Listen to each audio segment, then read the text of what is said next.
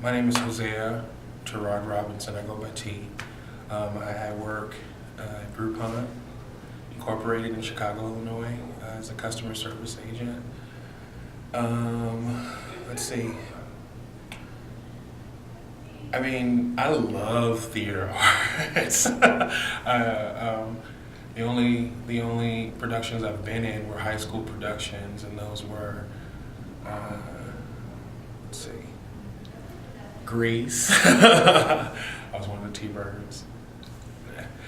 Um, a play of The Color Purple, which was originally written and produced by, I remember, I think her name was Ginger Dodds Adair. She was my arts instructor my 11th and 12th grade years. And I was the minstrel in Once Upon a Mattress. And I remember hating watching that because I'm just not a fan of Sarah Jessica Parker, but whatever. I think the most impactful experience that I had was doing Once Upon a Mattress, just because that was a production where we didn't have a lot of time to practice, and that was a lot of improv, and I don't really feel like I'm good with that.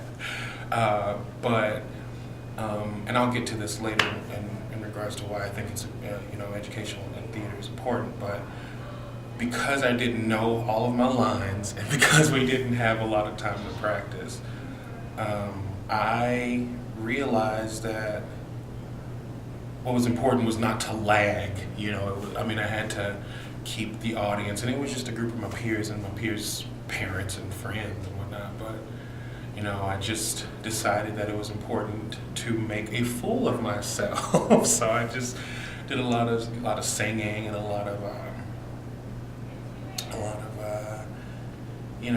spewing out all kinds of colloquialisms and trying to connect with the crowd or whatever. And I was, this was more than 10 years ago. I don't know. I just remember realizing that it wasn't really hard to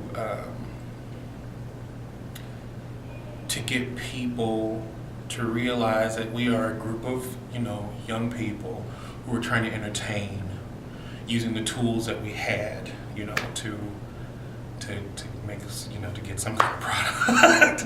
And in the end it was great because they got the story. It's Princess and the Pea. What are you gonna do?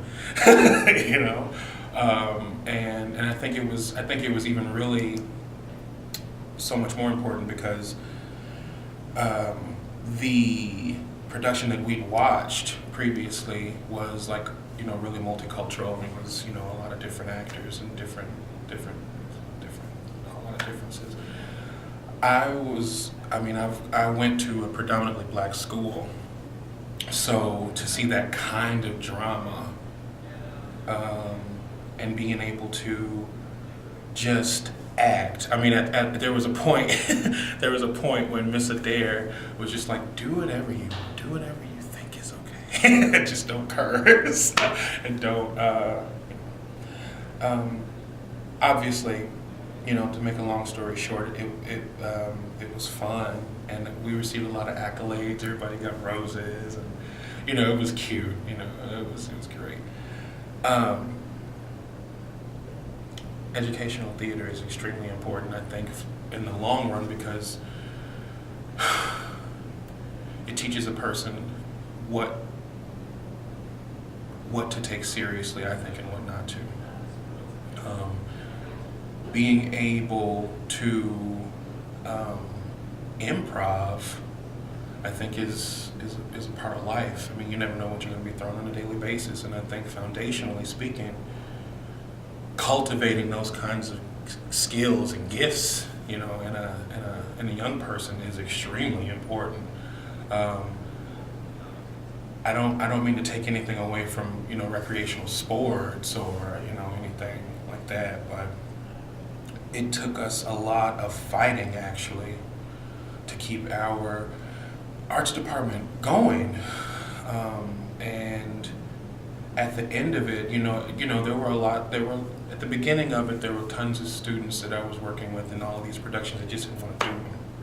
They thought they were corny. They thought they were, unimportant. At the end of it, we all had this general idea that productions of any kind or any size, but especially ones that involve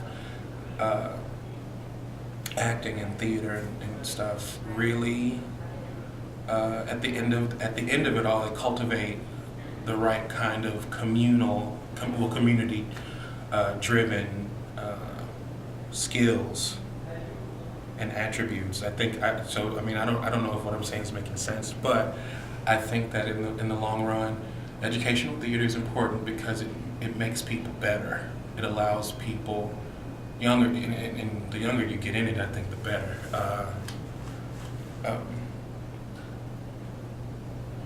It cultivates character. At the end of the day, it cultivates